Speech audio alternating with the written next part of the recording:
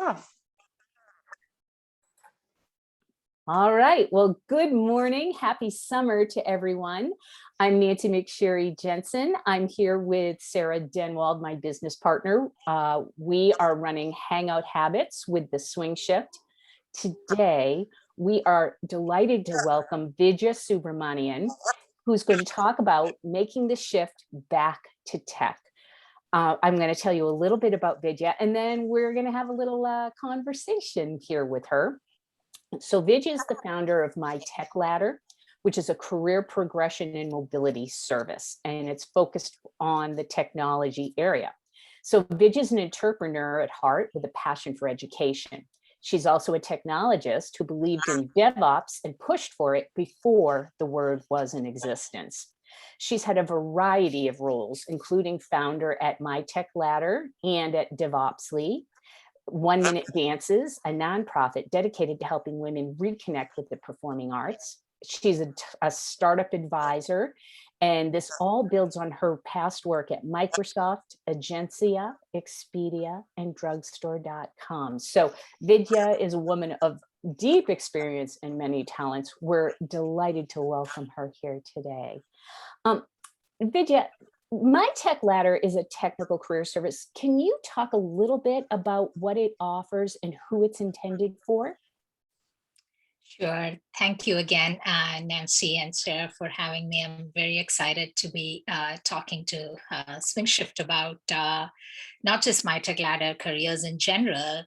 So MyTechLadder is primarily a technical career service for both progression and mobility. So what does that mean? We support really technical career growth for everyone. Grow in tech. That's really our mantra, right? And we do that by offering two kinds of services. Either these are sort of your traditional one-on-one services.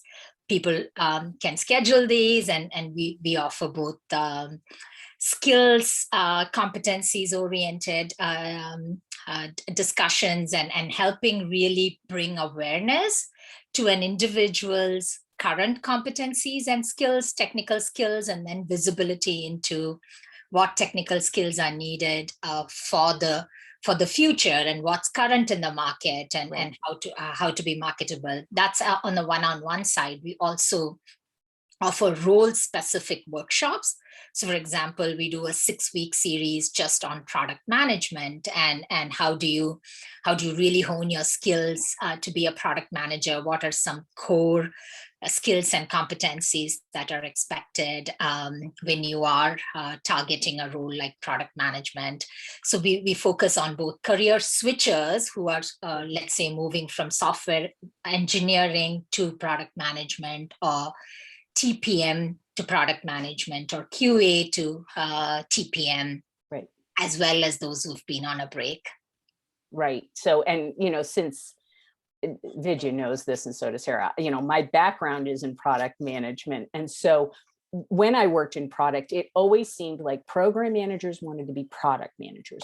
Product managers wanted to be program managers. Developers wanted, everybody thought that everybody else's job was just a little bit better than theirs. So I think it's really great that you offer this ability to take a look at the other side.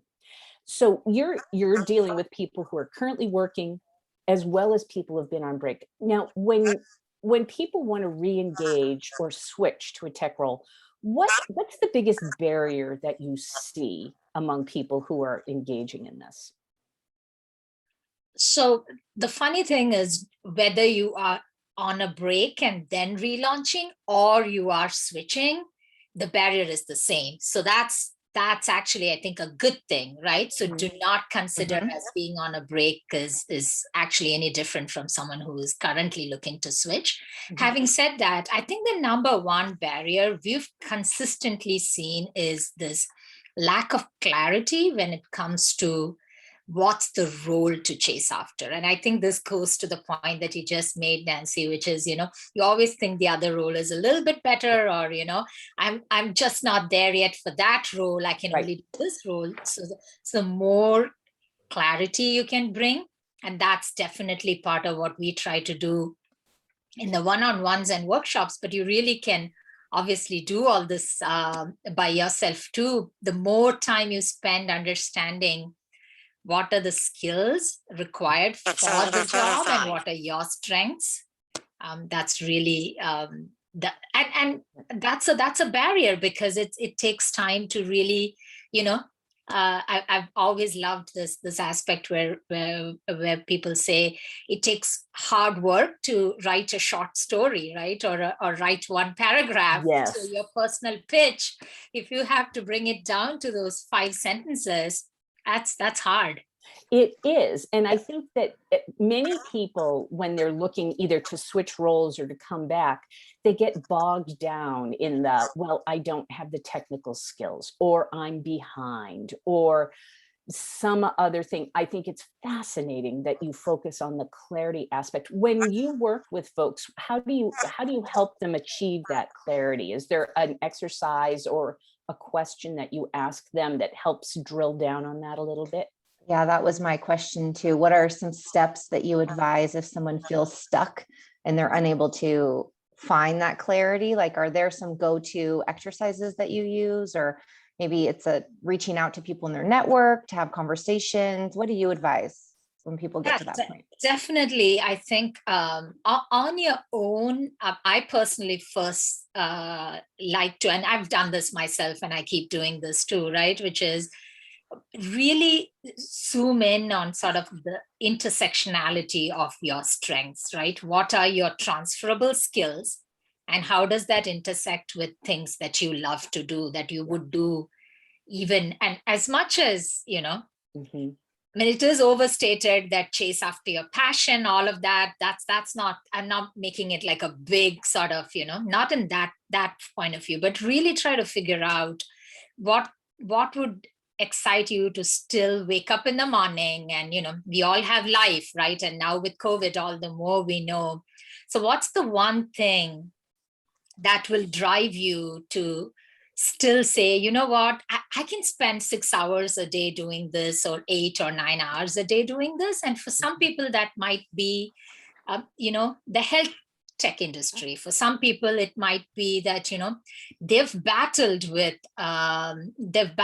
some personal issues around health, and they find there are areas that they can go after. Or for some, it might be, you know, fashion tech, or there are so many aspects that are, and the good thing is now there are startups in almost all these spaces. Right. And the big techs are, of course, doing as well. So really try to, so the more you can kind of spend, it does start with the basic, you know, doesn't hurt. Always pick up a pencil and a paper. It doesn't hurt to go back to that. Maybe some of us might even be saying that to our kids, draw it out, you know, do all those things that you may sometimes be asking others to do, but it really helps. I think the more time you spend on that clarity, and draw out, right? Like Venn diagrams, that's my favorite. I actually have people, when we go through these one-on-ones as well, it's like we do the Venn diagramming together. Right. And sometimes these things are not necessarily related to your paid work, right?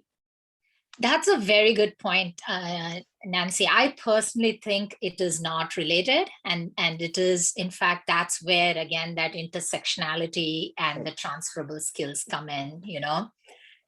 And I'm a huge fan of encouraging people to enter the tech industry without tech background, particularly without coding, you know. Right. It can feel like the default place to start is, oh, I have to go to a coding boot camp or something very much coding. It doesn't have to be at all. And there are so many aspects, both transferable skills, which are just, you know, skills are skills, right? So whether it is maintaining a backlog of those who need to check into a restaurant, and, you know, you might have answered a phone call in a particular order, and you're trying to, you know, it's something as basic as that, to how you might transfer something like that to what a Scrum Master is expected to do, which is maintain a backlog of activities. Right. through a tool like Azure DevOps. So, of course, you do have to learn the skill of using that tool, Right. but some of those basic mindsets are very transferable. And I think focusing on that and Mhm. and finding, again, I think finding industry domains that excite you. It might not be paid work. You might have done some nonprofit volunteering around it. All that counts. Yeah, and I'm I- so glad to hear you say that. Sarah, go ahead.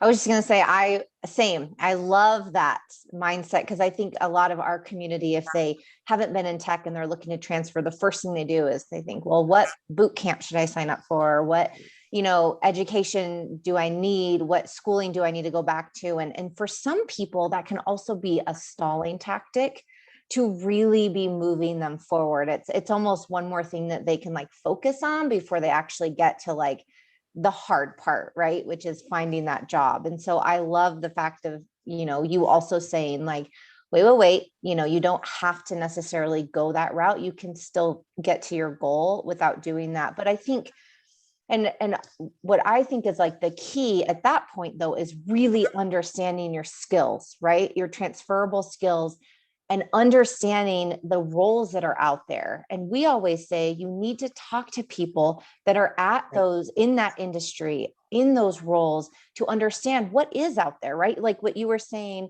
Vidya, about the Scrum Master. A lot of people don't even know that that's a role. They could do it, but they don't know that's a job, right? So it's having conversations, but the way that you can approach these conversations without feeling nervous about it is really having a true understanding of what you bring to the table. I don't know if you have any thoughts on that at all. I do. And I think while all of that is true, that's really what led me to start MyTechLadder, which is there are so many who aren't there yet, who aren't able to go start that conversation, as well as the other side of it, right? Which is, the focus that you need to sort of network and get all this information.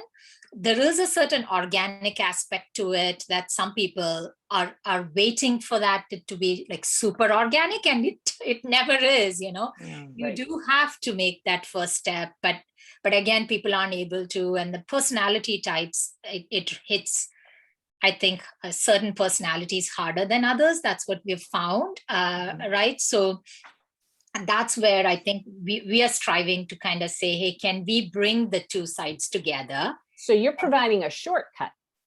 Sort of, yeah. Yeah. And I think I don't even know if it is it's a shortcut. It is an intentional Right. networking around, because I think people may also then like the fact that it is centered around a very core skill building, role specific sort of workshop, right? So you are meeting people from the industry. All of our career champions, they are volunteers from the industry, right? So if you are into real estate, Greg Machen, who's our current product management career champion, is a great contact, because he's a product leader from Compass, Mhm. So as just an example, and he runs the 6-week series on product management, and he's pivoted himself. We've worked together way back when at Expedia. But the point is, these are all real people, Right. who've gone through these transitions, and then we provide a platform to say, and along the way, you are then building an understanding of what skills are considered current, because you may not even understand what is transferable. Right. Again, this is equally true whether or not you've taken a break. I think that's something I emphasize the most, is that's what is, I think, unique right now in this juncture, which is they are kids, right? Kids right out of college, seniors in college, those who are working full time at FANG, software engineer at Amazon, software test engineer at Microsoft, those who've taken a break, they all are feeling exactly the same. Yes. That's so important to point out. Yeah. And I don't know if that's been the case all the time. I think now it's sort of a unique inflection point because of the technology changes. And that's where I like what I do on my DevOps side, because it keeps me really grounded on how much the industry is changing. Yep.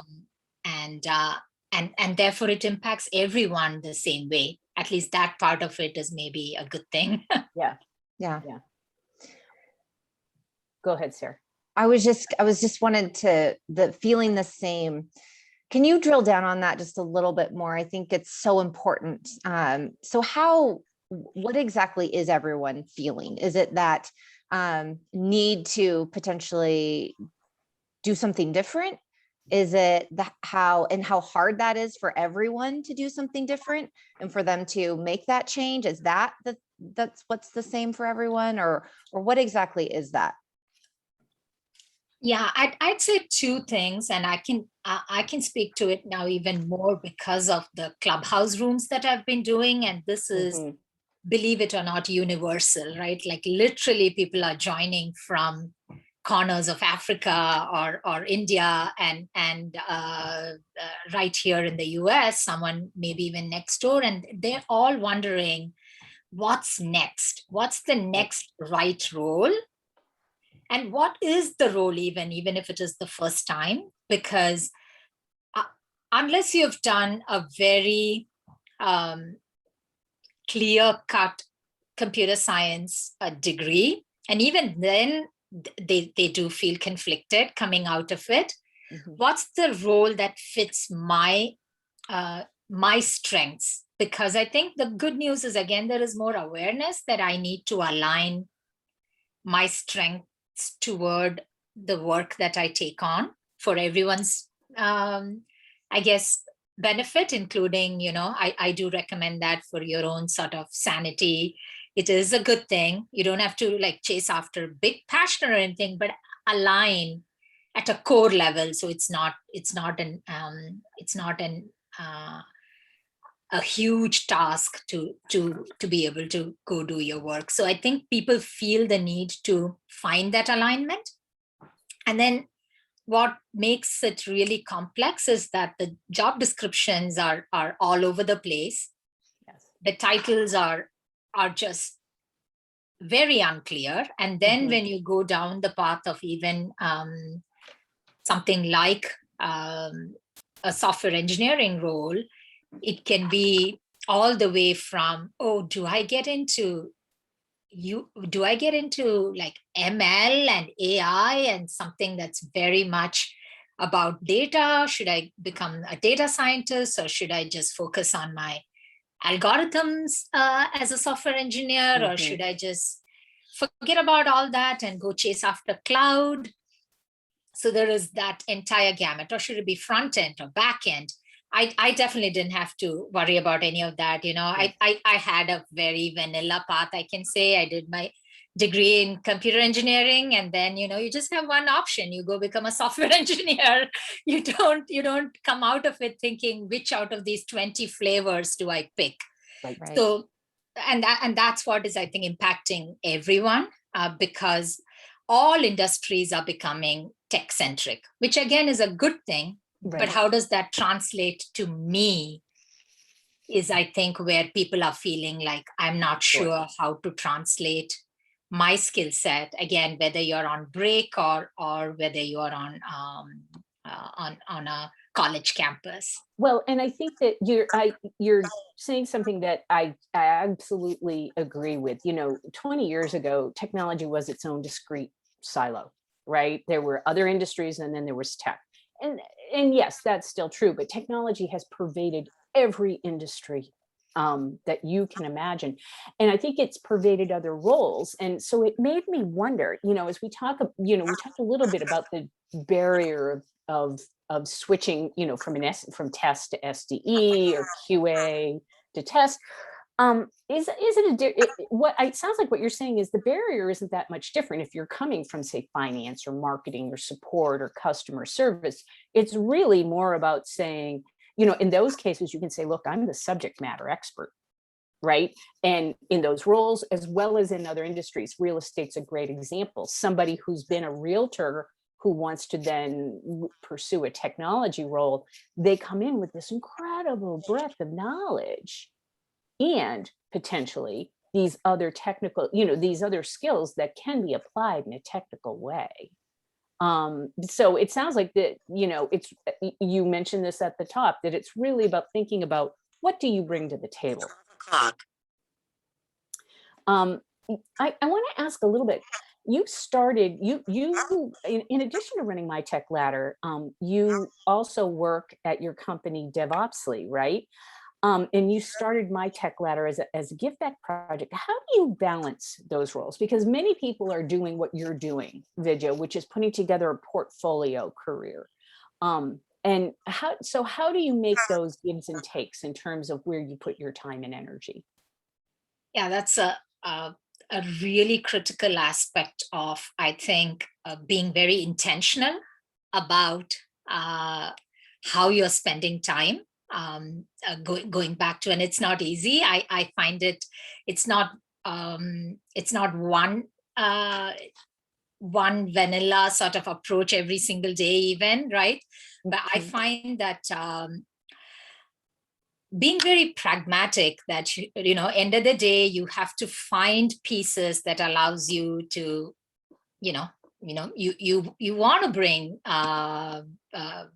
bring pragmatism to some of it, is kind of how I approach it. I like the fact that there are lots of options. What will allow you to have a good mix of what's going to pay the bills and what's going to also allow you to do a few things that are important to you. Like for me, I definitely find that, and in some ways the pandemic helped, which is I'm glad there's something it helped, right? It's like, okay, it's been incredibly hard, don't get me wrong, especially kids schooling from home, all of that. But what it did help is put that additional layer of focus that, okay, under all these really difficult situations around you, if I were to spend my time like 2 hours doing something, what would that be? And looking at it through that, going to my Venn diagram, and I came down to it as, I want to save a portion of time that no matter what, I feel like I'm being helpful and in whatever way I can be. And for me, that came down to, helping people with their careers is something I know I can be helpful without really taxing myself, honestly, right? Because that's also an important balance I strive to keep for my own mental health. So not going overboard. If it is going to be a tax on you, then revisit that. And that's sort of how I look at it, is, end of the day, is this something I really enjoy doing, and helping people with their careers. I'm able to draw upon my previous experience, particularly having gone through mergers and acquisitions and knowing how, globally teams come together. Those are all valuable aspects that I can bring no matter what role it is. But then the DevOps capabilities that I'm currently providing allows me to see where the industry is constantly moving. So that's kind of how I balance. But if I do just those two and I don't save enough time to have what I say is like completely fun, where I don't have to think about any of it, that's also very hard. So that's where some of my dancing comes in. I'm like, okay, I have to set aside 2 hours a week, no matter what, but 2 hours is a lot for all of us, right? So I'm like, how do I break it down? And I came down to, okay, I think I can do 1 minute in a week.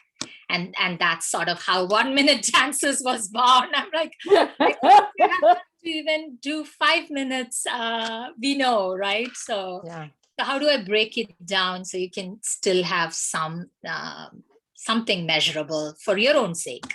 Yeah.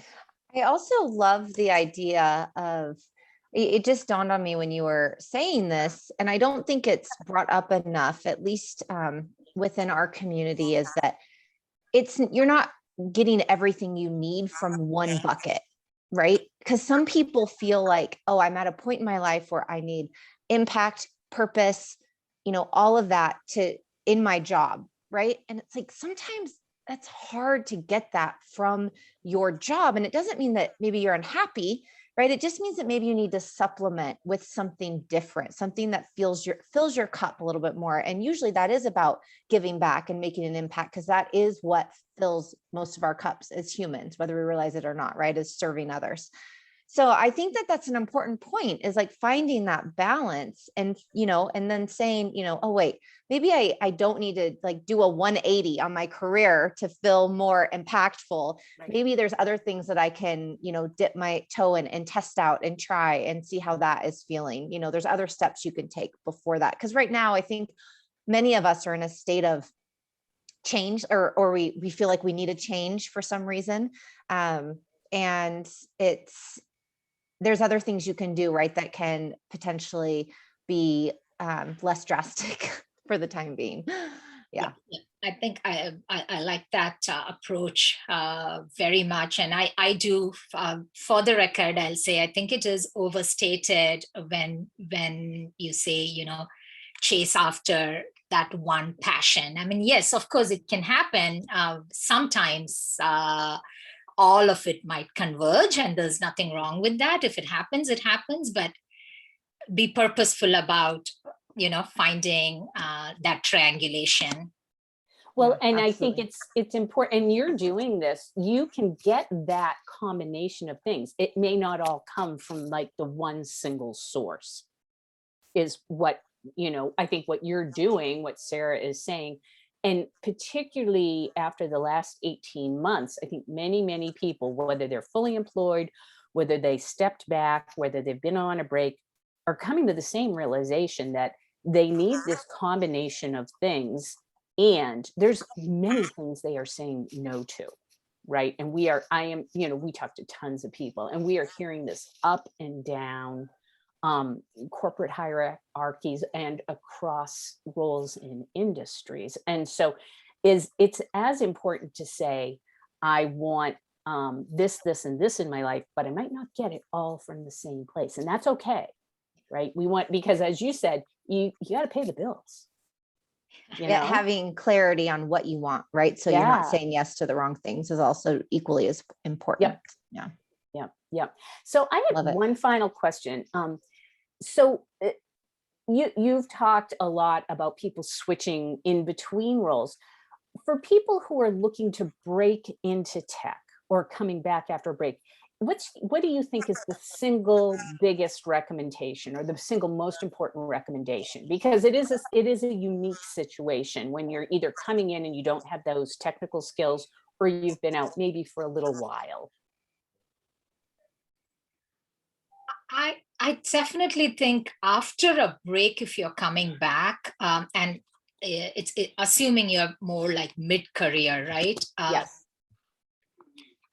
Really going back to something I might have said again, but really zoom in on the domain first. I think that can very much help, because it can be very overwhelming otherwise to start your search too wide. Yeah. And by domain, Vidya, you mean like industry, the area, or role? Industry.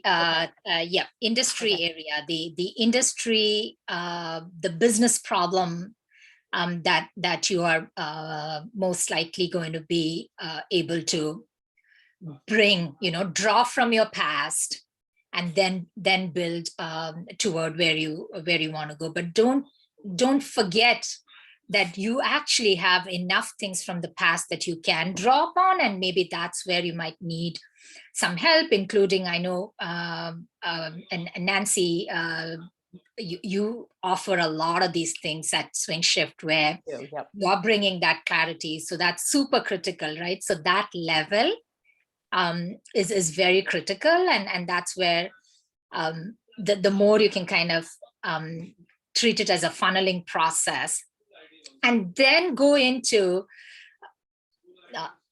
there's a reason I'm doing MyTechLadder with the focus on skills, because as much as people hear a lot of these TED Talks and everything that say, oh, skills don't matter, it's all just the attitude.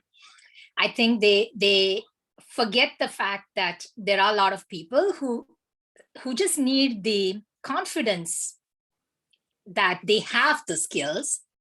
So it's almost taken for granted when they say it's just the attitude, right? Mhm. And I think that sometimes throws people off to understand what about the skills that still matter. You know, when you go through an interview process, you are going to be still evaluated. And when you're providing that resume, you have to have those that almost can allow your interviewers to take your skills for granted. Right. And then focus on the attitude and the culture. But then how do you get to that point? I think no one talks about that. And that's sort of interesting. where I think it's Mhm. important for relaunchers to feel the confidence in that particular area, which I think gets taken for granted. Right. Right. It's almost like you have to do a little gap analysis. Yeah. Right. And fill that in. Sarah, did you have anything else to ask before we wrap things up here? No, I don't think so. This is great. Yeah. And I, you know, knowing that, I mean, because, you know, we work, you know, here in the Northwest, we know how important technology is, but I think that this is super important really in any industry. And so Vidya, for people who want to find out more about what you're doing, what are the right places for them to go and look? Yeah, thank you for asking that. MyTechLadder.com. So that's our website. We host a lot of events. Most of those are free over the weekends, quite often, or after work, all being done by volunteers from the industry. And then in addition to these events, we also offer the 6-week series. People can go and register for that. And then we just go through a little process of putting a cohort together. Great. So go to mytechladder.com. Vidya Subramanian, thank you so much for joining us here on Hangout Habits. Hang on just a minute and we'll stop recording.